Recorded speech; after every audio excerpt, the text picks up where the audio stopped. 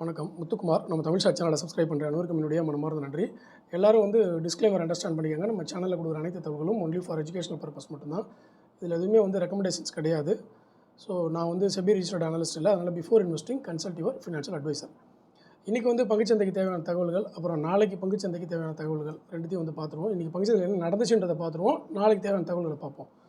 இப்போது இன்றைக்கி நிஃப்டி அப்படின்னு பார்க்கும்பொழுது 394 புள்ளிகள் நிஃப்டி இன்றைக்கி டவுன் இண்டெக்ஸில். ஃபியூச்சர்ஸில் பார்த்தீங்கன்னா 454 புள்ளிகள் டவுன், 23,939 புள்ளிகளில் ஃபியூச்சர்ஸ் இருக்குது. இதில் ஃபியூச்சர்ஸ் 454 புள்ளிகள் டவுனாக இருக்கிறதும், இண்டெக்ஸில் 400 புள்ளிகள் டவுனாக இருக்கிறதும், 24,000 அப்படின்ற அந்த சைக்காலஜி பாயிண்ட்டை நிஃப்டியால் மெயின்டைன் பண்ண முடியலை அப்படிங்கிறது நல்லா இண்டிகேஷன் தெரியுது. 24,000ன்றது ஒரு இம்பார்ட்டன்ட் சைக்காலஜி பாயிண்ட்டு. அந்த இடத்த அவங்களால ஹேண்டில் பண்ண முடியல. அங்கேருந்து டவுனில் 23,930 நிஃப்டி இருக்குது. இது ஒரு நெகட்டிவ் சைன் அப்படின்றத நம்ம அண்டர்ஸ்டாண்ட் பண்ணிக்கணும். அடுத்தது நிஃப்டிக்கு ஆல்டர்னேட்டாக நம்ம பார்க்கும் பொழுது கோல்டு, சில்வர் ரெண்டுமே ஏறலை. கோல்டு பார்த்திங்கன்னா இன்றைக்கி 0.7% டவுனாக இருக்குது. சில்வரும் 4%, அதாவது 3.54% இப்போ வரைக்கும் டவுன் ஆகிருக்கு சில்வர். ஸோ சில்வரும் டவுன், கோல்டும் டவுன், நம்மளுடைய நிஃப்டியும் மிகப்பெரிய அளவில் டவுன். அதுவும் 450 புள்ளிகள்லாம் பெரிய அளவிலான ஒரு டவுன் நிஃப்டியை பொறுத்தளவு, நிஃப்டி ஃபியூச்சர்ஸை பொறுத்தளவில். ஆனால் காலையில் பார்த்திங்கன்னா நிறைய ஸ்டாக்ஸ் பாசிட்டிவில் இருந்துச்சு. நிறைய நிஃப்டியே காலையில் பெரிய அளவில் நமக்கு டவுனில் காமிக்காமல் தான் இருந்தாங்க. ஏன்னா 24,350 ஓப்பன் ஆச்சு நிஃப்டி. அங்கேருந்து தான் 450 புள்ளிகள் இறங்கியிருக்கு நிஃப்டி ஃபியூச்சர்ஸில். இதில் அந்த 450 புள்ளி இறங்கிறதுக்கு முன்னாடி பார்த்திங்கன்னா நிறைய கம்பெனிகள் 5%, 8%, 10% ஏற்றத்தில் இருந்தது. அதை பார்த்துட்டு நிறைய பேர் என்ன நினச்சிட்டாங்கன்னா நிஃப்டி ரெக்கவர் ஆக ஆரம்பிச்சிருச்சு. ரெண்டாவது, ரெக்கவரின்றதை விட லோ ப்ரைஸில் நம்ம மார்க்கெட்டில் என்ட்ராகிறது ரொம்ப கஷ்டமான விஷயம். அதை ஐடென்டிஃபை பண்ணவே முடியாது, அந்த டிப்பில் போய் என்ட்ராகிறது. ஸோ அந்த மாதிரி இருக்கும்போது இந்த சமயம் S1க்கு கீழே நிஃப்டி இருக்குது, சப்போர்ட்டுக்கு கீழே இருக்குது. இந்த சப்போர்ட் லெவலில் போய் நம்ம எப்படியாவது உள்ளே என்ட்ராகணும்னு சொல்லிட்டு பாட்டம் ஃபிஷிங் பண்ணுறதா நினச்சிக்கிட்டு பாட்டமே இல்லாத இடத்துல போய் ஃபிஷிங் பண்ணவங்க எல்லோரும் இன்றைக்கி மார்க்கெட்டு முடியறதுக்குள்ளேயே 450 புள்ளி சர்வே சந்திச்சு மிகப்பெரிய அளவில் நஷ்டத்தை பார்த்துட்டாங்க. ஓகே, அதனால் இந்த சுச்சுவேஷனில் நிஃப்டி நம்ம ஸ்டாக் மார்க்கெட்டுக்குள்ளே நீங்கள் புதுசாக வர போகிறீங்கன்னா இதை பாட்டம்லாம் நினச்சிட்டு உள்ளே வராதிங்க. இது பாட்டம்லாம் கிடையாது. சில பங்குகளுக்கு வேல்யூவேஷன் கரெக்ட் ஆகிருக்கு. ஓகேவா, சில பங்குகளுக்கு வேல்யூவேஷன் கரெக்ட் ஆகிருக்கு. ஆனால் பெரும்பாலான பங்குகளுக்கு வேல்யூவேஷன் இன்னும் கரெக்ட் ஆகலை. ஓகே, இதை பாட்டம் அப்படின்னு நினச்சிட்டு உள்ளே போகிறவங்களுக்கு நஷ்டம் தான் இருக்குது. கடந்த 2 நாளாக பார்த்தீங்கன்னா நிஃப்டி பாசிட்டிவில் தான் போச்சு. அந்த 2 நாளோடைய ஏற்றத்தையும் இன்றைக்கி ஒரே நாள்லேயே சேர்த்து முடிச்சு விட்டாங்க. இப்போ நேற்றுக்கு என்ட்ரானவங்களுக்கும் இன்றைக்கி நஷ்டம், இன்றைக்கி காலையில் என்ட்ரானவங்களுக்கும் நஷ்டம், முந்தா நாள் என்ட்ரானவங்களுக்கும் இன்றைக்கி நஷ்டம். ஸோ இந்த 3 நாளாக என்ட்ரான எல்லாருக்குமே, யாரெல்லாம் ரெக்கவரி ஆகுது அப்படின்னு நினச்சிட்டு உள்ளே போனாங்களோ அவங்க எல்லாத்துக்குமே இது ரெக்கவரி இல்லை, இது ஒரு ட்ராப் அப்படின்றது இன்றைக்கி புரிஞ்சிருக்கும். பட் ஸ்டில் நம்ம வெயிட் பண்ண வேண்டியதாக தான் இருக்குது நிஃப்டி ஸ்டாக் மார்க்கெட்டை பொறுத்தளவில். சில பேர் இதை பையிங்கான டிப்பே நான் ஃபாலோ பண்ணிக்கிறேன் சார் அப்படின்னு சொல்லிட்டு அப்படியே ஃபாலோ பண்ணுறாங்க. அதுவும் அவங்கவுங்களுடைய இண்டிவிஜுவல், நேற்றுக்கு நான் சொன்னேன் இல்லையா, நீங்கள் ஒரு முடிவு எடுத்திங்கன்னா அது உங்களுடைய பண சூழ்நிலைக்கும் உங்களுடைய ரிஸ்க் மேனேஜ்மெண்ட்டுக்கும் அது சரியான முடிவாக தான் நீங்கள் எடுத்திருப்பீங்க. பயம் வந்துச்சு அப்படின்னா எக்ஸிட் ஆயிடுவாங்க, பயம் வரலைன்னா ஹோல்டிங்கில் வைப்பாங்க. ஓகே, அதெல்லாமே அவங்களுடைய ரிஸ்க் மேனேஜ்மெண்ட்டுக்கு ஒவ்வொருத்தவங்களோட டிசிஷன் கரெக்டாக இருக்கும். மற்றவங்களோட டிசிஷனை பார்த்து நீங்கள் காப்பி பண்ணாதீங்க அப்படின்றதையும் நேற்றுக்கு நான் சொல்லியிருந்தேன். சரிங்களா? ஸோ அது இல்லாமல் இன்றைக்கி செக்டார் வைஸ் டேட்டா அப்படின்னு பார்க்கும்பொழுது காலையில் வேறு ஒரு டேட்டா இருந்ததுங்க. நான் டெலிகிராமில் போஸ்ட் பண்ணிகிட்டே வந்தேன் பார்த்தீங்களா, காலையில் டேட்டாலாம் டெலிகிராமில் போஸ்ட் பண்ணிட்டு இருந்தேன், செக்டார் டேட்டா. டெலிகிராமோட லிங்க் டிஸ்கிரிப்ஷனில் கொடுத்துருக்கேன். எல்லோரும் டெலிகிராமில் ஜாயின் பண்ணிக்கோங்க, கமெண்ட்லேயும் பின் பண்ணி வச்சுருக்கேன். அதே மாதிரி டிமேட் அக்கௌண்ட் ஓப்பன் பண்ணாதவங்களுக்கும் லிங்க் கொடுத்துருக்கேன், என்னோடய ரெஃபரல் லிங்க் கொடுத்துருக்கேன். விருப்பம் இருக்கிறவங்க என்னோடய ரெஃபரல் லிங்க்கில் அக்கௌண்ட் ஓப்பன் பண்ணி நீங்கள் சப்போர்ட் பண்ணலாம். ஓகே, சரி. இப்போ அந்த செக்டார் டேட்டான்னு பார்க்கும்போது காலையில் நான் டெலிகிராமில் கொடுக்கும்போது நல்ல பாசிட்டிவில் இருந்துச்சு. அப்புறம் பார்த்திங்கன்னா மத்தியானம் ஒரு செக்டார் டேட்டா கொடுத்தேன். அதில் பார்த்திங்கன்னா பாதி செக்டார் முடிஞ்சுது. அப்புறம் மார்க்கெட் முடிஞ்சதுக்கப்புறம் பார்த்திங்கன்னா மார்க்கெட் முடிகிற தருணத்தில் எல்லா செக்டாருமே கிட்டத்தட்ட டவுன். ஆட்டோ செக்டார் 3%க்கு மேலே down, private bank 2.4% down, CNX finance 2.3% down, bank nifty 1200 points 2%க்கு மேலே டவுன். ஸோ ஏறினதுன்னு பார்த்தீங்கன்னா சிஎன்எக்ஸ் ஃபார்மா ஒரு 0.4% ஏறி இருக்குது, எனர்ஜி இறங்கலை, ஆயில் அண்ட் கேஸ் இறங்கலை, ஹெல்த் கேர் இறங்கலை, அவ்வளோதான். மற்றது எல்லாமே 1% மேலே தான் இறங்கியிருக்கு. 1% மேலே இறங்கின இண்டைசஸ் அண்ட் செக்டார் பார்த்திங்கன்னா ஏகப்பட்ட செக்டார்ஸ், எதுவுமே தப்பிக்கலை. எல்லாமே இன்றைக்கி இறக்கி முடிச்சு விட்டுட்டாங்க அப்படின்னு சொல்லலாம். ஸ்டாக்ஸ் இந்த நேரத்துலேயும் சில ஸ்டாக்ஸ் எதிர் நீச்சல் போடுதுங்க. டாப் கெய்னர்ஸ் அப்படின்னு பார்த்தீங்கன்னா எலக்ட்ரோ ஸ்டீல் 20% ஏற்றம் கொடுத்துட்டாங்க. அதானி டோட்டல் கேஸ் இன்றைக்கி 20% ஏற்றம் கொடுத்துருக்கு. 20%னா ஒன்றும் இல்லைங்க, அது எந்த ப்ரைஸ்க்கு வந்திருக்குன்னா பிப்ரவரியோடைய டேட்டாக்கு பிப்ரவரியில் என்ன ப்ரைஸ் இருந்துச்சோ அந்த ப்ரைஸுக்கு அதானி டோட்டல் கேஸ்லாம் வந்துருச்சு. அதாவது ஒரு மாதமாக இறங்கிட்டு இருந்துச்சு இல்லையா, அதெல்லாம் இன்றைக்கி ஒரே நாளில் 20% ஏறி முடிச்சிட்டாங்க. அடுத்து ஜிந்தால் சா 20%.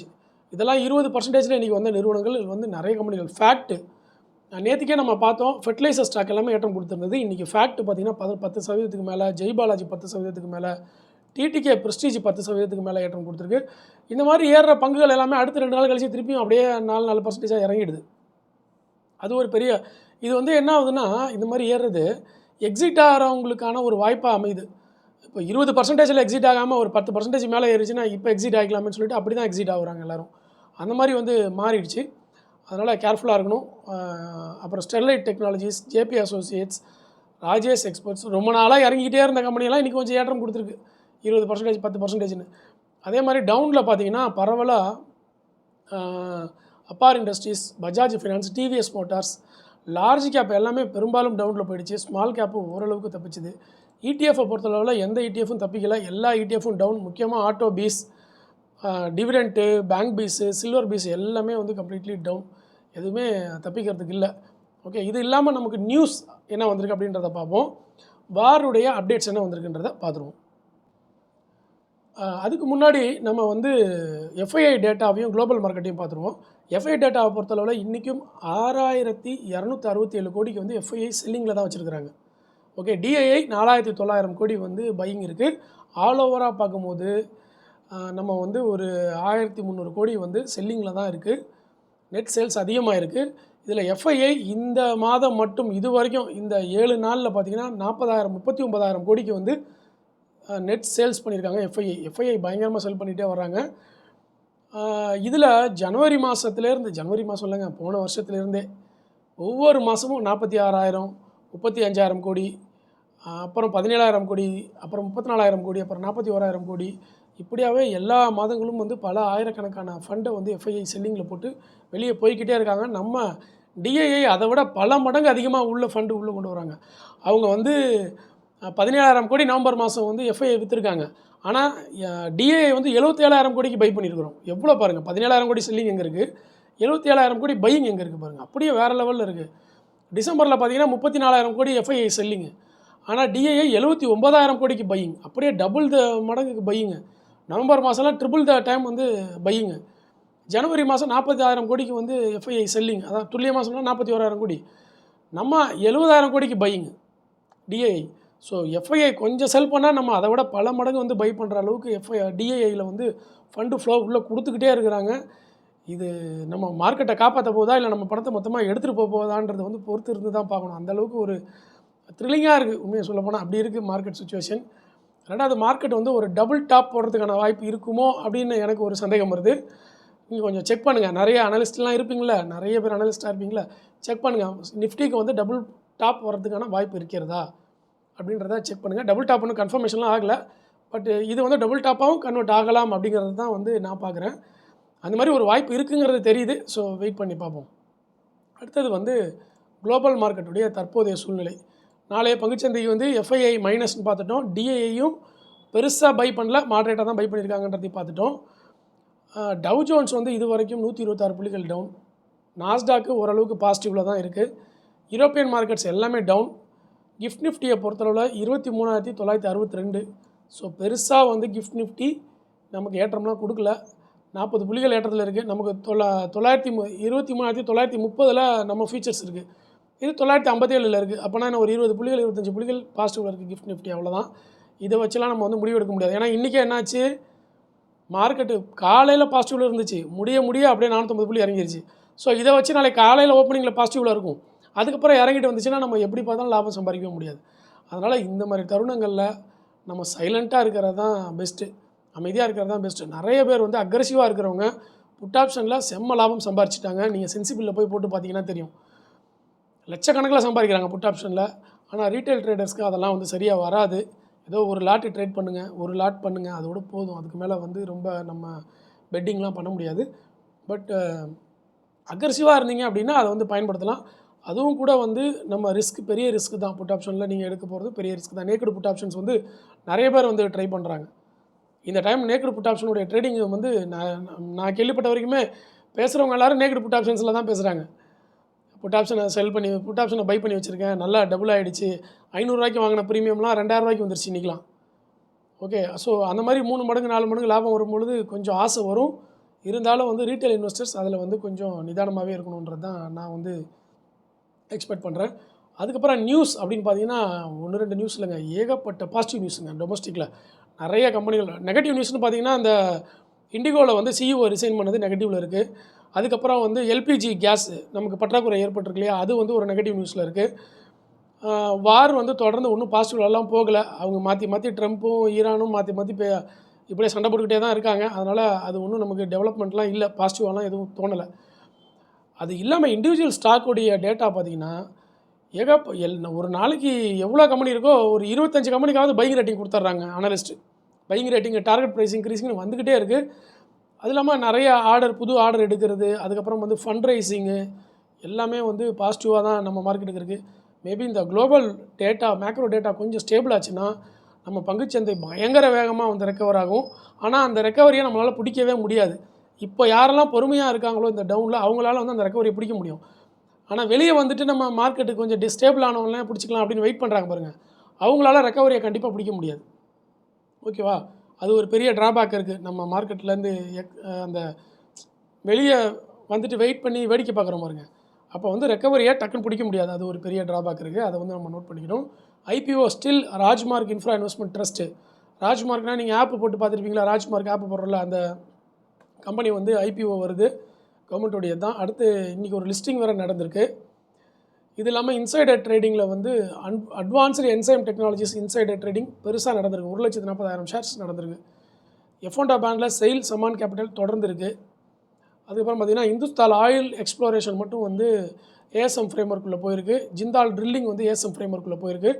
ஸோ அந்த ஏஎஸ்எம் ஃப்ரேம்ஒர்க்குள்ளே போயிருக்க கம்பெனிகள்லாம் கொஞ்சம் நம்ம கேர்ஃபுல்லாக தான் வந்து ஹேண்டில் பண்ணணும். அவசரப்பட்டு அதில் போய் ட்ரேட் பண்ணிடக்கூடாது. இந்த டைத்தில் நார்மலாக யாரும் நீங்கள் ட்ரேட் பண்ண மாட்டீங்க, இருந்தாலும் அந்த லிஸ்ட்டில் வந்திருக்கு, அதுக்காக வந்து நான் சொல்லிட்டேன். இது இல்லாமல் பார்த்தீங்கன்னா நமக்கு இப்போ தற்போதைய சூழ்நிலையில் என்னென்ன வந்திருக்குன்னு இன்னும் நியூஸ் என்னென்ன வந்திருக்குன்றதை பார்த்துட்றேன். ஸோ வார் நியூஸ் அப்படின்னு பார்க்கும்பொழுது ஸ்டில் வார் போய்கிட்டு தான் இருக்குது. இஸ்ரேலி ஏர் ஸ்ட்ரைக் அப்படின்னு சொல்லி இப்போ 2 மினிட்ஸ் முன்னாடி போட்டிருக்கிறாங்க சதர்ன் லெபனானில்.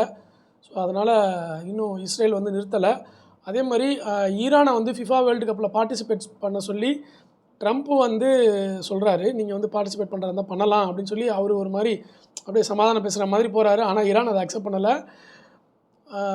ஸோ அவங்களுடைய சுப்ரீம் லீடரை வந்து கீல் பண்ணிட்டனால வேர்ல்டு கப்பில் வந்து நாங்கள் பண்ண முடியாது அப்படின்னு சொல்லிட்டு ஃபிஃபா வேர்ல்டு கப் இருக்குல்ல ஃபுட்பாலில் வந்து அவங்க பார்ட்டிசிபேட் பண்ண மாட்டோம்னு சொல்லி தெளிவாக சொல்லியிருக்காங்க. ஆனால் ட்ரம்ப் வந்து இன்வைட் பண்ணுறாரு. ஓகே, அதுதான் வந்து நியூஸில் போட்டிருக்கிறாங்க. Iran welcome to compete in FIFA world cup Trump tells அப்படின்னு சொல்லி போட்டிருக்காங்க. ஸோ அவர் என்னதான் சமாதானம் பேசினாலும் ஈரானும் இஸ்ரேலும் அதை விடுறதா இல்லை, அப்படி தொடர்ந்து அந்த வார் போய்கிட்டே தான் இருக்குது. பட் அந்த வார்லேருந்து யூஎஸ் அப்படியே கலந்துருச்சுன்னு வச்சுக்கோங்களேன், நமக்கு மார்க்கெட் கொஞ்சம் தப்பிச்சிடும்.